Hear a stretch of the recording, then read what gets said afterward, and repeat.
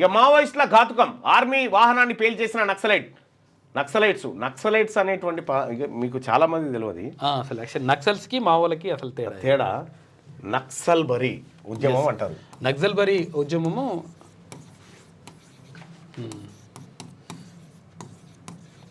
Naxal bury అంటే ఇదొక ప్రాంతం పేరు, గుంపు అనుకుంటారు కానీ కాదు. పశ్చిమ బెంగాల్లో నక్సల్ బరీ అనేటువంటి విలేజ్ ఉంది. అక్కడ స్టార్ట్ అయింది కాబట్టి నక్సల్ బరీ విలేజ్లో సేమ్ ఇక్కడ సాకలి ఐలమ్మ కార్యక్రమే అక్కడ జరిగింది. అక్కడ తిరుగుబాటు జరిగింది. అయితే సాయుధ మావోయిస్టును ప్రారంభించింది చారు మజుందార్.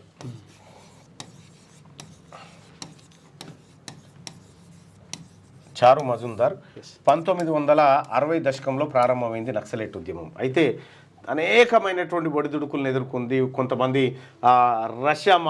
రష్యాని సమర్థిస్తే మావోయిస్టులు, కొంతమంది చైనా విధానాన్ని సమర్థిస్తూ. మావోలు అంటేనేమో చైనాని సమర్థించడం, అసలు యాక్చువల్గా నక్సల్ బరీ ఉద్యమమేమో ఇక్కడ రష్యాని సమర్థిస్తుంది. అక్కడనేమో ఆయన ఎవరు ఈయన అంటే మనుషులకు సంబంధించి చెప్తాడు చూడు, అంటే మానవ సంబంధాలని ఆర్థిక సంబంధాలే ఫేమస్ నేమే అది. అవునవును,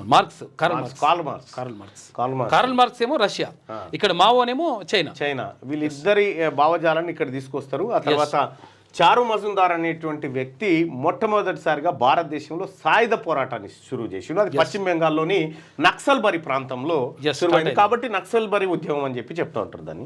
అక్కడ నుంచి శ్రీకాకుళంకి వస్తుంది ఆంధ్రప్రదేశ్లో. అప్పుడు తుక్కుతుక్కైన బస్సు, మరో 7గురికి తీవ్ర గాయాలు. ఛత్తీస్గఢ్లోని బీజాపూర్ జిల్లా కుత్రు అటవీ ప్రాంతంలో ఘటన. ఆ రాష్ట్ర ముఖ్యమంత్రి విష్ణుదేవ్ సాయి దిగ్భ్రాంతి. ఈ దారుణానికి పాల్పడిన వారిని వదిలిపెట్టమని సీఎం హెచ్చరిక. మీ కలల ఇల్లు హైదరాబాద్ ఫిజాదిగూడలో అందుబాటులో ఉంది. 86 గజాల విస్తరణ, 1500 స్క్వేర్ ఫీట్ కార్పెట్ ఏరియా, ప్రశాంతమైన వాతావరణం, విలువ పెరుగుతున్న ప్రాంతం, అదిరిపోయే డబుల్ బెడ్రూమ్ ఇల్లు, బ్యాంక్ లోన్ సౌకర్యం కలదు. ఈ అద్భుత అవకాశాన్ని మిస్ కాకండి. మరిన్ని వివరాల కోసం సంప్రదించవలసిన నెంబర్లు